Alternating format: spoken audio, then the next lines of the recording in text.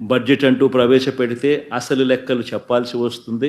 అసలు లెక్కలు ఎప్పుడైతే బడ్జెట్ రూపకంలో బయటికి వస్తాయో అప్పుడు చంద్రబాబు నాయుడు సూపర్ 6, సూపర్ 7 తాను చేసిన మోసాలు, తాను చెప్పిన అబద్ధాలు అన్నీ కూడా బయటికి రాక తప్పదు. బయటికి రాని తప్పని పరిస్థితులు ఉత్పన్నమవుతాయి. కాబట్టి బడ్జెట్ తాను ఏ రకంగా పెట్టకుండా పోస్ట్పోన్ చేస్తూ చిట్ట చివరకు తాను బడ్జెట్ ప్రవేశపెట్టడం, ఆ బడ్జెట్ ద్వారా తాను ఇంతవరకు చెప్తా వచ్చిన అబద్ధాలన్నీ కూడా అబద్ధాలుగా ప్రూవ్ అయిపోయి ఉన్న పరిస్థితులను కూడా లాస్ట్ ప్రెస్ మీట్లో సుదీర్ఘంగా కూడా ఎక్స్ప్లెయిన్ చేయడం జరిగింది. అంత సుదీర్ఘంగా కూడా చెప్పినా కూడా చంద్రబాబు నాయుడు గారిలో మార్పు ఉంటుందా? అస్సలు ఉండదు. నేను అబద్ధాలు ఇలాగే చెప్తాను, ఎందుకంటే నేను సూపర్ 6, సూపర్ 7 ఎగరగొట్టాలని డిసైడ్ చేసుకున్నాను, కాబట్టి నాకు జస్టిఫికేషన్ కావాలి అన్న ఒకే ఒక దృక్పథంతోనే చంద్రబాబు గారి అబద్ధాలన్నీ కూడా కొనసాగుతూ వస్తున్నాయి బడ్జెట్ ప్రవేశపెట్టినప్పటికీ కూడా. అందుకే మరొకసారి ఆయన మాట్లాడిన మాటల మేరకు ఆయనకు సంబంధించిన ఆయన మంత్రివర్గ సభ్యులు, సహచరులు మాట్లాడిన మాటల్లో వాటిని కూడా అడ్రస్ చేస్తూ కొనసాగింపుగా ఇదే బడ్జెట్ ప్రసంగం మీద నా 2వ ప్రెస్ మీట్ కూడా జరగబోతా ఉంది.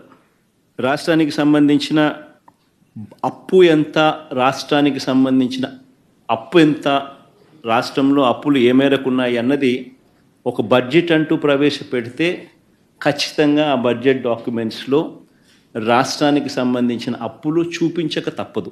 ఇది బడ్జెట్లో ఖచ్చితంగా జరగాల్సిందే బడ్జెట్ అంటూ ప్రవేశపెడితే.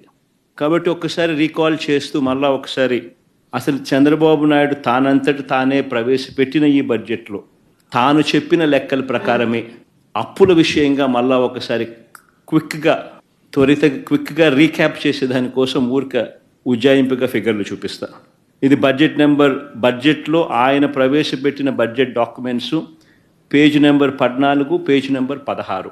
ఈ 2 పేజీలు ఒకసారి చూసినట్టయితే ఆయన ప్రవేశపెట్టిన ఈ బడ్జెట్ డాక్యుమెంట్లోనే రాష్ట్రానికి సంబంధించిన అప్పులు 2018-19 సంవత్సరం అంటే తన చివరి సంవత్సరం నాటికి తాను చూపించిన బడ్జెట్ డాక్యుమెంట్ ప్రకారమే అప్పులు 2,57,000 కోట్లు తాను దిగిపోయే సమయానికి అప్పులు ఉన్నాయి అని తానంతటి తానే చూపించాడు. అంటే పబ్లిక్ డెట్ అవుట్ స్టాండింగ్.